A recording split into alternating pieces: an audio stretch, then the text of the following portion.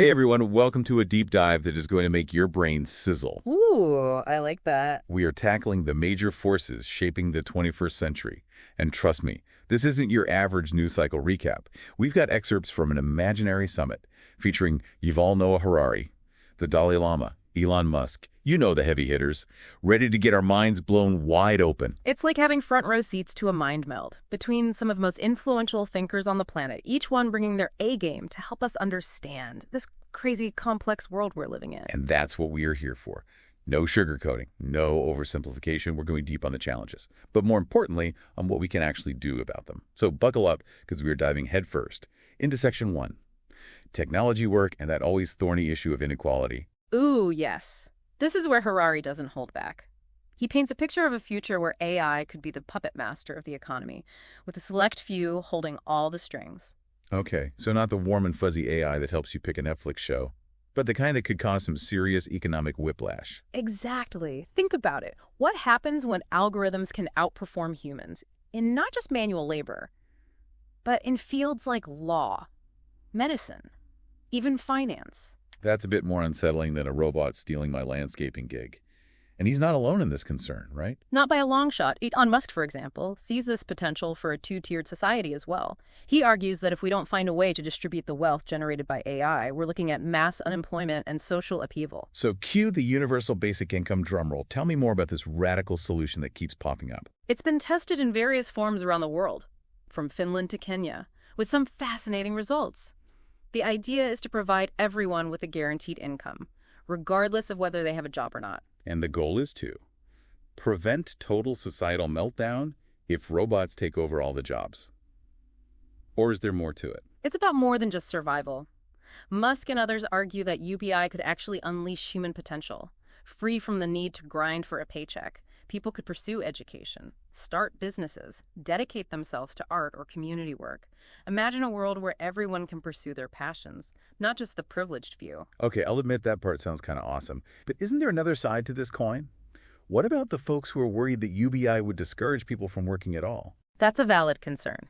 Some economists point to early studies that suggest UBI might lead to a slight decrease in working hours, but an increase in productivity and entrepreneurship. It's a complex issue with no easy answers. But the trials and debates surrounding UBI highlight the very real need to rethink our social safety nets in the age of automation. So we've got robots potentially snatching jobs, UBI on the table as a possible safety net, and maybe even a launch pad. But there's another layer to this, right? This whole idea of surveillance capitalism that Shoshana Zuboff talks about. Ah, yes, Zuboff. She's brilliant and a little terrifying in her insights. She argues that we're already living in a world where companies are collecting vast amounts of data on our every move, our every click, our every like. And it's not just about selling us more stuff, though that's definitely part of it. Controlling us, like some Black Mirror episode come to life. She calls it epistemic inequality, which sounds scary because it is. Basically, whoever controls the data controls the narrative. They know how to predict our behavior, how to nudge us in certain directions, how to exploit our deepest fears and desires. Okay, so imagine this. Your data is being used to create a digital version of you, a data double that knows you better than you know yourself. And then that data double is used to manipulate your choices, from what you buy to who you vote for. That's the world Zuboff is warning us about. Not exactly the digital utopia we were promised, huh? But before we spiral into a black hole of despair, I'm hoping there's a glimmer of hope somewhere in all of this. There's always hope. Remember, these experts aren't just pointing fingers. They're offering solutions. Education is a big one, obviously. We need to be more digitally literate, more critical of the information thrown at us. So it's not about unplugging from the matrix. It's about learning to navigate it with our eyes wide open. I can get behind that. But let's be honest, technology is just one piece of the puzzle. What about this whole tug of war between globalization and nationalism? That seems to be playing out on the world stage. Ah, yes.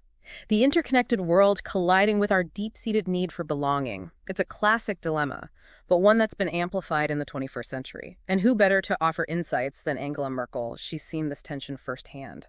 Talk about being in the hot seat. Merkel navigated some seriously choppy waters during her time as chancellor, especially when it came to immigration and the economic anxieties that come with a rapidly changing world. Exactly, and she learned a thing or two along the way. Merkel's big takeaway is that we can't just throw globalization a going-away party. It's here to stay, for better or worse, but we can make it more equitable, more responsive to the needs of those who feel left behind. Because let's face it, when people feel like the system isn't working for them, they're going to look for someone to blame. And that's where things can take a turn towards the whole us versus them mentality. That fuels nationalism. Precisely. And Fareed Zakaria, he brings a crucial reality check to this whole debate. He points out that while globalization has its downsides, it's also lifted millions out of poverty and connected the world in unprecedented ways. The key is to acknowledge the anxieties, address the inequalities, and create a system that works for everyone, not just the global elite. It's like, instead of building walls, how about we build bridges? But bridges that are sturdy enough to handle the weight of these complex issues. Exactly. And this is where Harari's call for a more balanced approach comes in. He's not advocating for a return to some idealized past. He's talking about strengthening local communities, giving people a sense of agency and control over their own lives, while also fostering global cooperation and tackling those big, hairy challenges that require a united front. Because climate change doesn't care about national borders, right? Exactly. And neither does the future of warfare, which brings us to our next section. War security and information warfare. And this is where things get really interesting and like a little unnerving. From battlefields to bites right. This isn't your grandfather's war, that's for sure. No more declarations, no clear front lines, just a constant barrage of misinformation and cyber attacks. It's enough to make you want to throw your phone in the ocean and live off the grid. I hear you. But Harari would say that's not the answer either. Ignoring the problem won't make it go away. In fact, it might make us more vulnerable. So knowledge is power. Or at least understanding the enemy is the first step to defending ourselves. You got it. And when it comes to the digital battleground, Edward Snowden is our guide. He's seen firsthand how easily governments and corporations can exploit our data, how the lines between peace and war are becoming increasingly blurry. And this whole idea of surveillance becoming normalized is what really creeps me out. It's like 1 minute you're posting vacation pics on Instagram, and the next thing you know, your every move is being tracked and analyzed. It's the slow boil that gets you. You get used to the cameras, the data collection, the targeted ads. But that erosion of privacy can have chilling consequences, especially when those in power decide to use it for their own agendas. So it's not just about our data being used to sell us more stuff. It's about those in power having the tools to manipulate our thoughts, our beliefs, our entire reality. Exactly. And Peter Singer, with his chillingly accurate predictions about modern warfare, paints a picture of a future where traditional tactics blend seamlessly with cyber warfare and information operations. That's like the perfect storm. A blend of old-school aggression and new-age tech that's practically impossible to defend against. Which is why Harari stresses the importance of mental resilience. It's not just about firewalls and encryption, it's about strengthening our critical thinking skills, learning to spot fake news, and being more discerning about the information we consume. So basically, we need to become mental ninjas, dodging the digital shurikens of misinformation and propaganda. Exactly. We need to be vigilant, informed, and engaged, because in this new era of warfare, we're all on the front lines. It's like we've upgraded from dodging bullets to dodging memes, and I'm not sure which is scarier. But before we disappear down a rabbit hole of digital paranoia, let's shift gears to something a little more, shall we say, philosophical. Our next stop on this whirlwind tour of the 21st century is ethics, religion, and secularism. It's interesting, for centuries, religion provided the moral compass for much of humanity, but in a world of rapid technological advancement and increasing secularism, traditional ethical frameworks are being put to the test. The question is, where do we turn for guidance when the old rules no longer seem to apply? It's like trying to fit square pegs into those round holes everyone talks about. It just doesn't work. So what are the experts suggesting? Are we headed for a world without any moral compass at all? Not necessarily. We have folks like Sam Harris, a prominent voice in the secular ethics camp, arguing that we don't need religion to be moral beings. He believes reason, empathy, and a concern for the well-being of others can provide a solid ethical foundation. Okay, so no need to dust off those old scriptures just yet. Well, not so fast. We also have Karen Armstrong, a renowned scholar of world religions, reminding us that religion still holds immense value for billions of people around the globe. It provides a sense of purpose, belonging, and a way of making sense of the world, all of which are deeply human needs. So it's not a simple case of choosing sides, religion, or secularism. Exactly. It's about Recognizing the value of both perspectives and finding ways for them to coexist, even collaborate in addressing the ethical dilemmas of the 21st century. We see glimpses of this already, with religious groups advocating for environmental protection and social justice alongside secular organizations. It's like finding that common ground, that shared humanity that binds us together despite our differences, which, let's face it, is something we desperately need right now, especially as we face the grand finale of our deep dive, the future of civilization, no pressure, right? No pressure at all, but in all seriousness, this is where the rubber meets the road. We've talked about the challenges, technological disruption, climate change, the erosion of truth, the battle for our minds. But what about the potential? What about the solutions? Okay, so give us a reason to be hopeful. What kind of future do these experts envision? Harari, for all his warnings, is cautiously optimistic.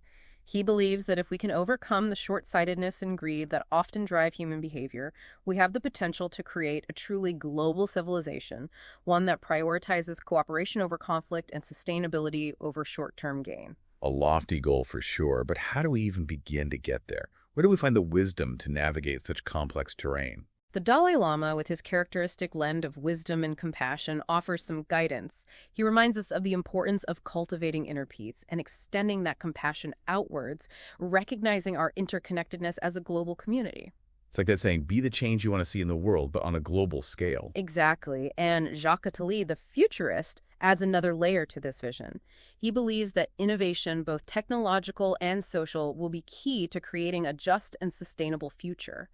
Imagine a world where technology is harnessed to solve problems, not create new ones, where resources are shared equitably, and where everyone has the opportunity to thrive. Okay, now that's a future I can get behind. Yeah. But let's be real. It's not going to magically appear out of thin air. It's going to take all of us making conscious choices, big and small, to steer ourselves in the right direction. Absolutely. This deep dive has been a crash course in the forces shaping the 21st century.